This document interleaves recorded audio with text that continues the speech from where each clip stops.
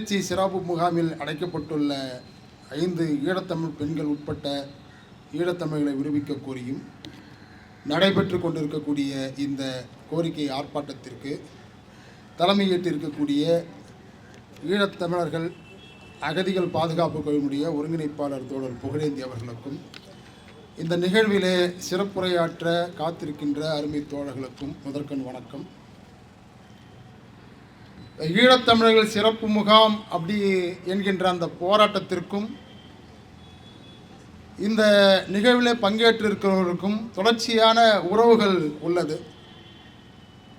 2009ஆம் ஆண்டு ஈழத்திலே விடுதலை போராட்டம் நாம் எதிர்பாராத ஒரு நிலையை எட்டுகின்ற வரையிலே உலகம் முழுக்க நாம் எல்லோரும் ஈழத்தமிழர்கள் தமிழ்நாட்டில் உள்ளவருடைய உரிமைகளை பற்றி நாம் பேசவில்லை. தமிழீழம் என்கின்ற ஒரு நாடு அமைந்தால் அந்த நாட்டிலே இவர்கள் சுதந்திர காற்றை சுவாசிப்பார்கள். தமிழ்நாட்டிலே இவர்களை சித்திரவதை செய்தாலும் கூட ஈழ விடுதலை அமைந்துவிடும். மதிப்பிற்குரிய மேதகு பிரபாகரன் அவர்கள் ஈழ விடுதலையை பெற்றுத் தருவார் என்று நாம் நம்பியிருந்தோம்.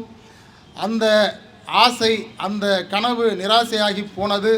திராவிடம் காட்டி கொடுத்தது, இந்தியம் அவர்களை முடக்கியது, உலக நாடுகள் அவர்களுக்கு எதிராக சதி செய்தனர்.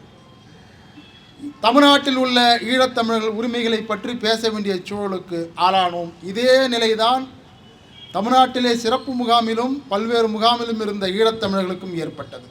அதுதான் செங்கல்பட்டு சிறப்பு முகாமிலே 2011ஆம் ஆண்டு மாபெரும் கலவரமாக வெடித்தது. அந்த வரலாற்று செய்திகளை நாம் கொஞ்சம் நினைவு கூற வேண்டி உள்ளது. 2011ஆம் ஆண்டு ஆட்சி கட்டில் இருந்த முத்தமிழ் அறிஞர், உலகத் தமிழர்களுக்கு வழிகாட்டி, உலகத் தமிழர்களுடைய விடிவெள்ளி என்று சொல்லக்கூடிய கருணாநிதியின் ஆட்சியில்தான் செங்கல்பட்டு சிறப்பு சித்திரவதை முகாமில் இருந்த, அதற்கு முன்னாடி வரல சிறப்பு முகாம் என்றால் அது ஒரு ஸ்பெஷல் ஹோம். சிறப்பு முகாம் என்ற பெயரே சிறப்பானதாக இருக்கும் என்பதனால் நமக்கு புரியவில்லை. 2011ஆம் ஆண்டு தங்களுடைய மனைவிமார்களை, பிள்ளைகளை பார்க்க வேண்டும் என்கின்ற கோரிக்கையை வைத்த காரணத்திற்காக சிறப்பு முகாமில் இருந்த 100க்கும் மேற்பட்ட அந்த ஈழ அகதிகள் முட்டிக்கால் போட வைத்து, கைகளில் பின்னால் கட்ட வைத்து, வாயை கட்ட வைத்து, நள்ளிரவிலே செங்கல்பட்டு நகர காவல் ஆய்வாளர் ஆல்பர்ட் வின்சென்ட் என்கின்ற அயோக்கியனின் தலைமையிலே செங்கல்பட்டு நகர காவல் நிலையத்தினுடைய படை உள்ளே நுழைந்து அங்கே தாசில்தார் அனுமதியோடு, அங்கே உள்ளூர் அதிகாரிகள் அனுமதியோடு அனைவரும் பீத்து மேய்ந்தது. கொடூரமான தாக்குதல், தலையிலிருந்து பாதம் வரை மிகப்பெரிய அளவில் கொடூரமான தாக்குதல். அடித்து அவர்களை தரதரவென்று இழுத்து சென்று வந்து அந்த அகதிகள் முகாம் ஓரத்தில் உள்ள கால்வாயில் தூக்கி போட்டது.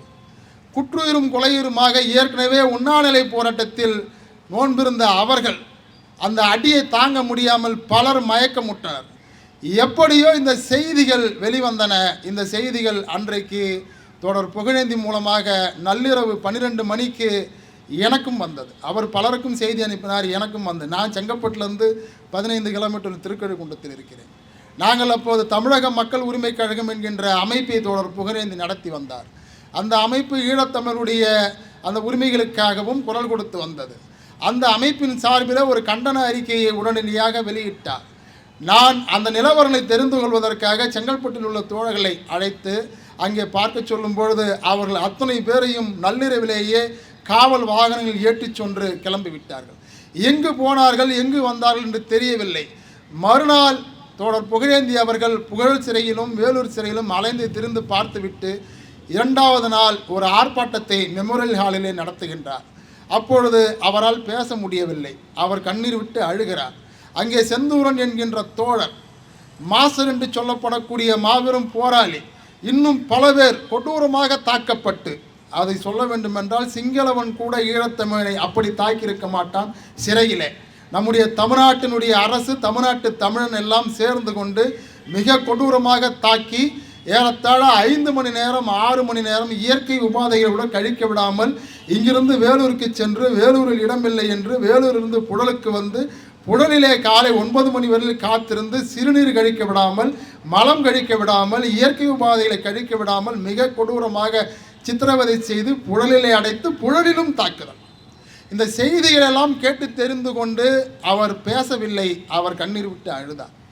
அந்த நிலையை உணர்ந்து கொண்டு அன்றைக்கு ஒரு பெரிய எழுச்சி உருவாகியது. அந்த எழுச்சியின் அடிப்படையிலே செங்கல்பட்டிலே அதே தமிழக மக்கள் உரிமை கழகத்தின் சார்பாக நாங்கள் ஒரு போராட்டத்தை ஒருங்கிணைத்தோம். அந்த போராட்டத்திலே தான் விடுதலை சிறுத்தைகளிலிருந்து, மதிமுகவிலிருந்து, நம்முடைய புதுக்கோட்டை பாவனிலிருந்து, மணியரசனிலிருந்து அத்தனை பேரும் கலந்து கொண்டு ஒரு மாபெரும் போராட்டத்தை அந்த இடத்திலே நடத்தினோம். அப்பொழுது உருவாக்கப்பட்டதுதான் செங்கல்பட்டு பூந்தமல்லி சித்திரவதை முகாம்களுக்கு எதிரான கூட்டமைப்பு.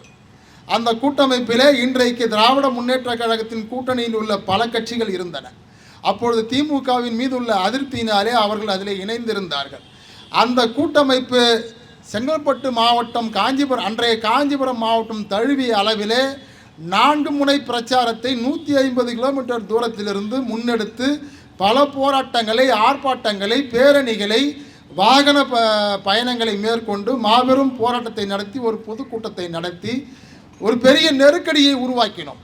அந்த நெருக்கடிக்கு பிறகுதான் அந்த செங்கல்பட்டு சிறப்பு முகாம் என்பது சாலை ஒரு நெடுஞ்சாலை ஓரத்திலேயே இருப்பதனாலும் அனைத்து கட்சி தலைவர்களும் தங்களை அந்த பிரச்சனையில் முன்னிறுத்தி கொண்டு போராட்டம் நடத்துவதாலும் இது ஒரு பெரிய நெருக்கடியை உருவாக்குவதென்று ஒரு விசாரணை குழு ஒன்று போட்டு அந்த செங்கல்பட்டு முகாமில் இருந்த அந்த ஈழத்தமிழர்களை பூந்தமல்லி சிறப்பு முகாமுக்கு மாற்றினார்கள். நாம் தான் செங்கல்பட்டு பூந்தமல்லி சித்திரவதை முகாமுக்கு எதிரான கூட்டமைப்பு வைத்திருக்கின்றோமே, எனவே பூந்தமல்லியை நோக்கியும் நாங்கள் அங்கே போராட்டத்தை நோக்கி சென்ற பொழுது பூந்தமல்லியில் எங்களுக்கு முன்பாகவே அன்றைக்கு நாம் தமிழர் கட்சியை சேர்ந்தவர்கள் ஒரு போராட்டத்தை நடத்தி இருந்தார்கள். அப்பொழுது பூந்தமல்லியிலிருந்து மாஸ்டர் என்று சொல்லக்கூடிய முத்தண்ணா என்று நினைக்கிறேன், அவர் தொலைபேசி மூலமாக எங்களுக்கு பேசினார். இந்த பூந்தமல்லியையும் திரும்பவும் மாற்றப் போகிறார்கள், இந்த பூந்தமல்லியை விட்டுவிட்டு அடுத்து எங்களை எங்கு மாற்றப் போகிறார்களோ அங்கு ஒரு போராட்டத்தை முன்னெடுங்கள் என்று அவர் சொன்னார். அவர்களெல்லாம் சொன்ன கொடுமைகளை எல்லாம் வைத்து துண்டறிக்கைகளை எழுதி நாடு தழுவிய பிரச்சார இயக்கத்தை முன்னெடுப்பதற்காக நாங்கள் முயன்று கொண்டிருந்தோம். பூந்தமல்லியிலிருந்து அடுத்த சில மாதங்களில் செய்யாருக்கு மாற்றப்பட்டது, திருவண்ணாமலை மாவட்டம். இங்கே இருக்கக்கூடிய அருமைத்தோழர் தமிழீழ நாடு கடந்த அரசினுடைய நாடாளுமன்றத்தினுடைய துணை அமைச்சராக தமிழினியன் அவர்கள் செய்யாறிலே ஒரு பத்திரிகையாளர் சந்திப்பை நடத்தினார். இந்த முகாம் செய்யாறிலே இருந்தால் செய்யாறிலே நாங்கள் மிகப்பெரிய போராட்டத்தை நடத்துவோம், சட்டம் ஒழுங்கு பிரச்சனை ஏற்பட்டால் நாங்கள் பொறுப்பாக மாட்டோம் என்று ஒரு எச்சரிக்கை விடுத்து நாங்களெல்லாம் அதில் பங்கேற்று ஆர்ப்பாட்டம் நடத்துவதற்கு முயன்று ஆர்ப்பாட்டம் அனுமதி மறுத்ததனால் அந்த முகாமுக்கு அருகிலேயே நாங்கள் ஒரு கருத்தரங்கத்தை நடத்தினோம், பல்வேறு தமிழ் அமைப்பாளர்களை அழைத்து. அடுத்த 3 மாதங்களிலே செய்யாறிலிருந்து திருச்சி சிறைக்குள்ள உள்ள சிறப்பு முகாமாக அது மாறி போனது. ஆக திட்டமிட்டு அந்த முகாம் திருச்சியை நோக்கி சென்று விட்டது. இப்பொழுது திருச்சியில் இருக்கக்கூடிய அந்த ஈழத்தமிழர்களை மீண்டும் மீண்டும் கொடுமைப்படுத்துவது, அவர்கள் அதை செய்தார்கள் இதை செய்தார்கள் என்று கியூ பிரான்சி கட்டுக்கதை கட்டுவது, கியூ பிரான்சிக்கு இப்பொழுது இருக்கின்ற வேலையே விடுதலை புலிகள் இருக்கின்றார்கள், விடுதலை புலிகள் எப்படி இருக்கிறார்கள் என்றால் விடுதலை புலிகளுக்கு ஆதரவாக இவர்களெல்லாம் பணி செய்கிறார்கள், ஆகையினாலே இவர்கள் சிறப்பு முகாமிலே அடைத்து வைக்கிறோம் என்பதை சொல்லி தான் இவர்கள் விடுதலை புலிகள் இருப்பதாக காட்டிக் கொண்டிருக்கிறார்கள். நான் அவர்களை பார்த்து ஒன்று தான் கேட்கிறேன், விடுதலை புலிகள் மட்டும் தமிழ்நாட்டிலே இருக்கிறார்கள், உலகத்தெல்லாம் தேவையில்லை, தமிழ்நாட்டிலே விடுதலை புலிகள் ஆட்கள் ஒருவராவது இருக்கிறார்கள் என்று சொன்னால் திருமாவளவனோ வேல்முருகனோ மதிமுக வைகோவோ திமுக கூட்டணியிலே இருக்க மாட்டார்கள். அப்படியெல்லாம் இருந்தால் அவர்களுக்கு பாதுகாப்பே இருக்காது என்பது அவர்களுக்கு தெரியும். ஆகையினால் திமுக கூட்டணியில் இவர்கள் இருப்பதன் மூலமாகவே நமக்கு தெரிந்து கொள்ளலாம் தமிழ்நாட்டிலே விடுதலை புலிகள் இல்லை, இதை அவர்களே சொல்லிவிட்டார்கள். அதற்கு பிறகும் கியூ பிரான்ச்சு ஒரு அறிக்கை போடுகிறது, அதை இந்த இம்சை அரசன் 23ஆம் புலிகேசி நம்பிக்கொண்டு அவர் ஒரு அறிக்கையை போடுகிறார். இதில் என்ன கொடுமை என்றால், நாமெல்லாம் இந்த வடக்கத்தியர்களை பற்றியெல்லாம் பேசுகிறோம். வடக்கத்தியர்கள் மனிதர்கள் தான், உழைக்க வருகிறார்கள், அவர்கள் கொலை செய்யலாம், கொள்ளையடிக்கலாம், பெண்களை பாலியல் பலாத்காரம் செய்யலாம். இப்பொழுது கூட காஞ்சிபுரத்துக்கு பக்கத்திலே செல்லாம்பட்டறை என்கின்ற ஊரிலே 8வது படிக்கக்கூடிய ஒரு பெண் இயற்கை உபாதை கடிக்க சென்ற நேரத்தில் வாயை பொத்தி மூடிக்கொண்டு சென்று அந்த பெண்ணை பாலியல் பலாத்காரம் செய்து தூக்கி போட்டு விட்டான் ஒரு வடக்கிந்திய தொழிலாளி. அவனை தேடிக்கொண்டு இருக்கிறார்கள், கைது செய்திருக்கிறார்கள்.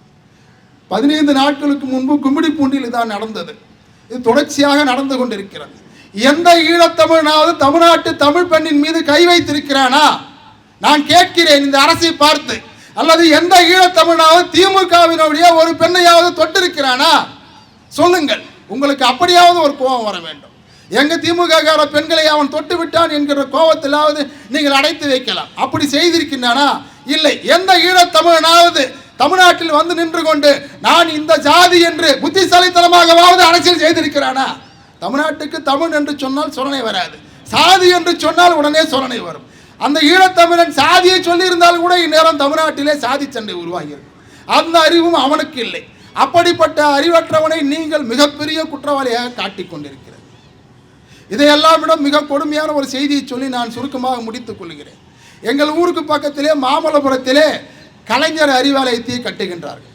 அந்த கலைஞர் அறிவாலயத்தை கட்டுவதனாலே இப்பொழுது திமுக காரர்கள் எல்லோரும் மாமல்லபுரத்திலிருந்து திருக்கழுக்குன்றம் வரையில் இருக்கக்கூடிய எல்லா நிலங்களையும் வாங்கிவிட்டார்கள், வளைத்து போட்டு விட்டார்கள். சமீபத்திலே ஒரு 10 ஏக்கர் நிலம் வாங்கப்பட்டது ஒரு 2 ஆண்டுகளிலே. அந்த 10 ஏக்கர் நிலம் வாங்கிய உடனே மிகப்பெரிய வேலைகள் நடந்தன. ஒரு 100 இந்திக்காரர்கள் அங்கே வேலைக்கு கொண்டு வந்து அமர்த்தப்பட்டார்கள். ஒரு 30-40 கால்நடை மருத்துவர்கள் அங்கே கொண்டு வரப்பட்டார்கள். எல்லாரும் இந்திக்காரர்கள், வட இந்தியர்கள், ஒருவனும் தமிழன் கிடையாது. அந்த நிலம் தமிழுடைய நிலம். எங்கள் ஊரிலிருந்து 10 கிலோமீட்டர் தூரத்தில் இருக்கிறது. பக்கத்திலே டிஆர் பாலுவுக்கு இடம் இருக்கிறது, கனிமொழிக்கு இடம் இருக்கிறது, சபரீசனுக்கு இடம் இருக்கிறது. ஸ்டாலின் துர்காம்மா பேர் தான் அந்த இடம் வாங்கப்பட்டிருக்கிறது 10 ஏக்கர். அந்த 10 ஏக்கரிலே அவர்கள் கட்டி வைத்திருக்கிறார்கள் ஒரு மிகப்பெரிய வளாகம், ஒரு பெரிய மருத்துவமனை, இதெல்லாம் நடத்தி வைத்து பார்த்து கொண்டிருக்கிறார்கள். நாங்கள் எல்லாம் ஏதோ தொழிலாளர்களுக்கு அந்த மருத்துவமனையில் மருத்துவம் செய்யவிருக்கிறார்கள் என்று நினைத்து கொண்டிருந்தோம். ஆனால் திடீரென்று பார்த்தால் ஒரு 3000 நாய்களை அங்கே கொண்டு வந்து வைத்து அந்த நாய்களுக்கு வைத்தியம் பார்ப்பதற்கு ஒரு 100 இந்திக்காரர்களை வைத்திருக்கின்றார்கள். இந்த 3000 நாய்கள் அங்கே எப்படி வந்தது? நாய்கள் காப்பகத்தை துர்கா அம்மையார், தமிழகத்தினுடைய முதலமைச்சராக இருக்கக்கூடிய மு.க. ஸ்டாலினுடைய மனைவி துர்கா அம்மையாருடைய ட்ரஸ்ட் ஒன்று நடத்துவதாக அந்த இடத்தை வாங்கி கொடுத்த திமுக முக்கிய பிரமுகர்களே சொல்லுகிறார்கள். இந்த 3000 நாய்களை கால் போனது, கண் போனது, கை போனது, வாகனத்தில் சிக்கியது, நோய் பிடித்தது, சொறி பிடித்தது, சிறங்கு பிடித்தது எல்லாவற்றையும் கொண்டு வந்து அங்கே பராமரிக்கிறார்கள். ஏன் அதை அங்கே பராமரிக்கிறார்கள் என்று கேட்டபொழுது அவர்கள் சொன்னார்கள், மு.க. ஸ்டாலினுடைய மனைவி துர்கா அம்மையார் அவர்கள் மிகப்பெரிய அளவில் ஆர்எஸ்எஸோடு தொடர்பில் இருக்கிறார்.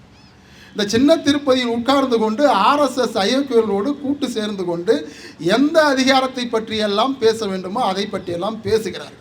அவர் கோவில் குளங்களுக்கு படையெடுப்பது ஆர்எஸ்எஸோடு கமுக்கமாக ஒரு உறவை வைத்திருப்பதற்குத்தான். அதனால்தான் அவர் எல்லா கோவில் குளங்களுக்கும் சென்று அந்த மணிமாலை இந்த மணிமாலை என்று போட்டு கொண்டிருக்கிறார். ஆகவே இவர் திராவிட அரசின் தலைவர், அவர் ஆர்எஸ்எஸ் அணியினுடைய நிரந்தர தலைவர். இப்படியாக அவர்கள் செயல்பட்டு கொண்டிருக்கிறார்கள். அந்த ஆர்எஸ்எஸ் காரர்களுடைய ஆலோசனைப்படி அவர் ஒரு பைரவர் கோயிலுக்கு சென்றிருக்கிறார். இதையெல்லாம் நான் சொல்லவில்லை, திமுகவுடைய அந்த இடத்தை வாங்கி கொடுத்த முக்கிய பொறுப்பாளர் சொல்லுகிறார். அந்த ஆர்எஸ்எஸ் காரனுடைய ஆலோசனைப்படி ஒரு பைரவர் கோயிலுக்கு செல்லுகிறார். மு.க. ஸ்டாலின் அவருடைய ஜாதகப்படி அடுத்த தேர்தலிலும் அவர்தான் வெல்லுவார். அவருடன் கூட்டணியில் உள்ள மங்குனி அரசரும் கூடவே தான் இருப்பார்கள். நீங்கள் செய்ய வேண்டிய வேலையெல்லாம் ஜோசியக்காரனுக்கு சங்கடம் வராமல் 3000-4000 பைரவர்களை சாலையில் செத்து போகுகின்ற நிலையில் இருக்கக்கூடிய பைரவர்னா நாய்களை காப்பாற்றக்கூடிய புண்ணியத்தை செய்யுங்கள், அடுத்த ஆட்சி உங்கள் மகனுக்கே வந்து சேரும் என்று சொல்லியிருக்கிறார்கள். 3000 நாய்களை கொண்டு வந்து பராமரிக்கிறார்கள். இதில் என்ன வியப்பு என்று கேட்கலாம். நான் என்ன சொல்கிறேன் என்றால், இந்த நாய்களுக்கு உள்ள மரியாதை கூட ஈழத்தமிழனுக்கு தமிழ்நாட்டில் இல்லை. தமிழா என்பதை நீ புரிந்து கொள். தமிழ்நாட்டு தமிழனுக்கு அதைவிட கேவலமான மரியாதை, அதனினும் கேவலமான மரியாதை ஈழத்தமிழனுக்கு. ஈழத்தமிழனை வைத்துக்கொண்டு தமிழ்நாட்டில் ஒன்றும் செய்ய வேண்டிய தேவை இல்லை. 3000 நாய்களை காப்பாற்றினால் ஆட்சி நமக்கே, அடுத்த ஆட்சி நம்முடைய பிள்ளைக்கு என்று எவனோ ஒரு ஜோசிக்காரன் சொன்னதை நம்பிக்கொண்டு ஆட்சி செய்து கொண்டிருக்கக்கூடிய இந்த கூட்டத்தை வீட்டுக்கு அனுப்பாமல் நாம் என்ன மாற்றத்தை கொண்டு வர முடியும் என்று தெரியவில்லை. இங்கு இருக்கக்கூடிய முற்போக்காளர்கள் எல்லாம் முக்கால்வாசி பேர் ஸ்டாலின் தான் அடுத்த பிரதமர் என்று பேசக்கூடிய அளவுக்கு வந்துவிட்டார்கள். இன்னும் சொல்ல போனால் தமிழ்நாட்டை இவர்கள் தான் வல்லரசாக மாற்றிக்கொண்டிருக்கிறார் என்கின்ற அளவுக்கு பேசிக்கொண்டிருக்கின்றார்கள். சமூக நீதி போராளிகள் எல்லாம் சமூக அநீதி போராளிகளாக மாறிவிட்டார்கள். இந்த சூழலிலே இப்படியான போராட்டத்தை நம்மை போன்ற சக்திகள் தோழர் புகழேந்தி அவர்கள் தலைமையிலே முன்னெடுத்திருப்பது வரவேற்புக்குரியது. இந்த போராட்டம் வீரியமாக அடுத்த கட்ட ஆட்சியை நெருக்குதலுக்குள்ளாக்கக்கூடிய, தேர்தலில் எதிரொலிக்கக்கூடியதாக மாற்ற வேண்டிய கடமை நமக்கு இருக்கிறது. அவர்கள் அடிமடியில் கை வைத்தால்தான் நமக்கு உரிமை கிடைக்கும் என்றால் அதை நாம் செய்தாக வேண்டும் என்று சொல்லி இந்த வாய்ப்புக்கு விடை கூறி நன்றி பெறுகிறேன். நன்றி, வணக்கம்.